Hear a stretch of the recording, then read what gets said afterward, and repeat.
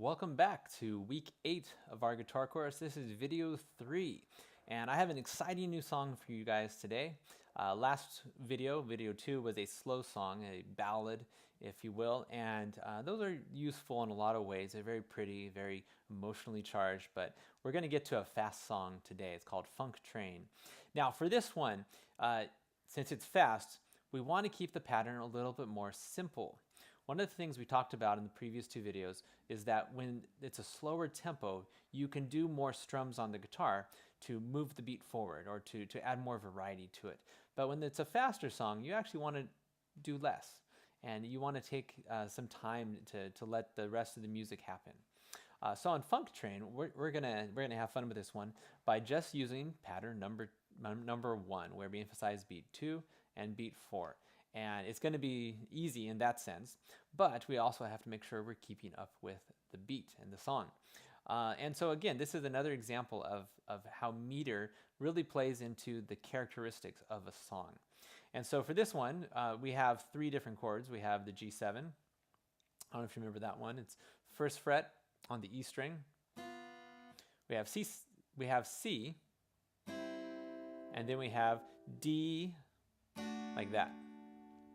Okay, so let's give this one a try. So let's start on the G7, and let's just try it with our guitars right now. And I'll go a little bit under tempo. So here we go. We do this for 4 measures, and before we switch to the C. 1, 2, 3, go. 1, 2, 3, 4.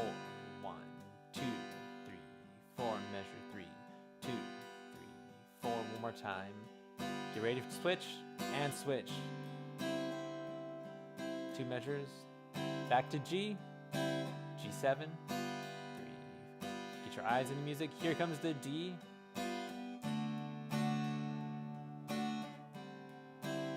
Back to G7.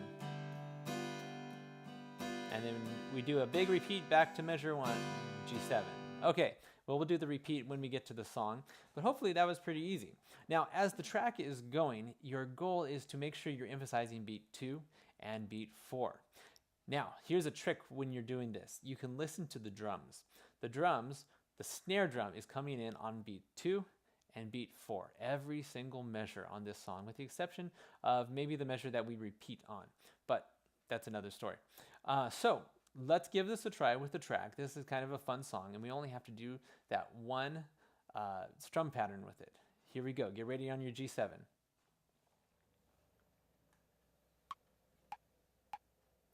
1, 2, 3, go.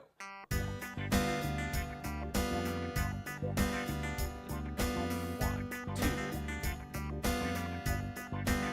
Switch to C.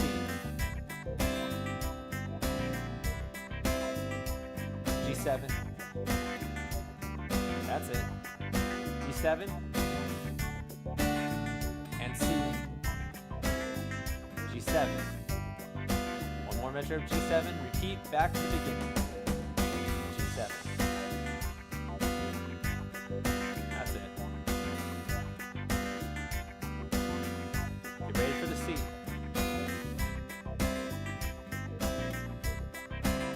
G7.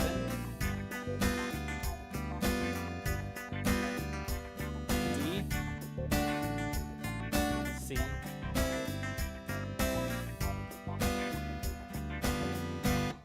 Whew, all right. Hopefully you had fun with that, and hopefully it wasn't too hard. What we're doing with that strum pattern is we're just kind of matching up to what the song is doing and the parts of the song that it naturally emphasizes as well. That's what strum patterns really do. Now, here's the truth. Strum patterns are pretty much different from one guitar player to another. When we play along with the song, nobody plays the same song the same way. We all have kind of a different style to our strumming.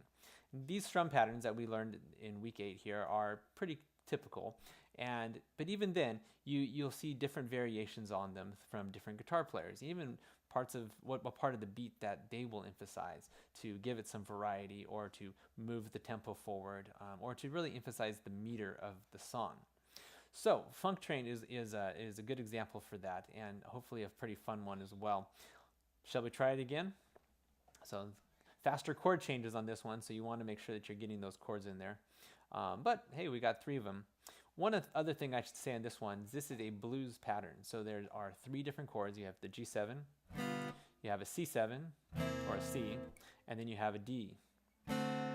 And it's a 12 measure pattern that is repeated, and it's common throughout all blues that there are. There's a few variations in there, but this is a true 12 bar blues pattern that you can memorize. And if you go and look up any other blues, you can probably play along if it's in the key of G.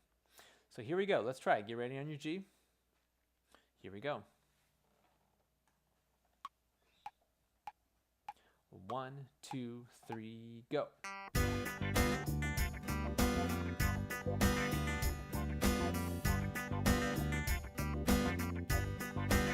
C. Back to G7. Here's the D. Then C. G7. Here we go, repeat back.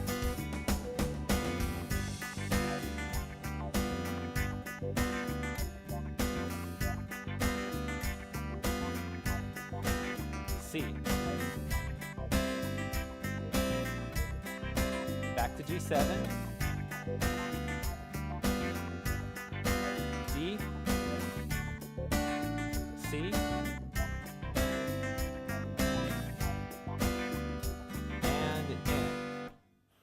Right, very good. So now here's something I want to try. I want you to do it on your own right now where I don't play anything on my guitar, okay? Here's what I'll do. I'll mute my guitar so you can still see me playing, but you won't hear me playing, and you'll just hear yourself. I also won't talk over this one. Now one more thing that you can try on this one is you can get your body kind of moving into it. If you notice, I've been swaying a little bit, you know, kind of back and forth, and I'll go 1, 2, 3, 4. And just getting your body into it helps you feel that meter even more, and it gives it a much more mature sound when you're playing music. So here we go. Let me mute my guitar. Here's the track.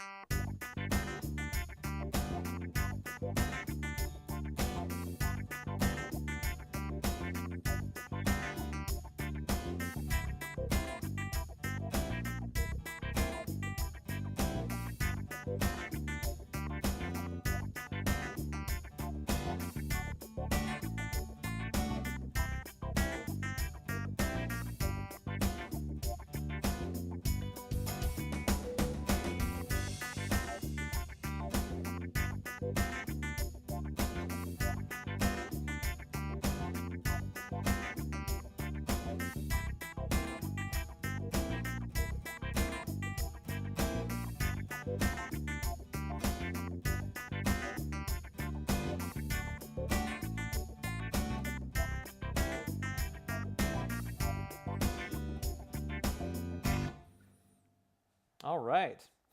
Well, hopefully you had some fun with that one. So go back and try that again if you want to do it. And then I'll see you back for video number 4. Bye-bye.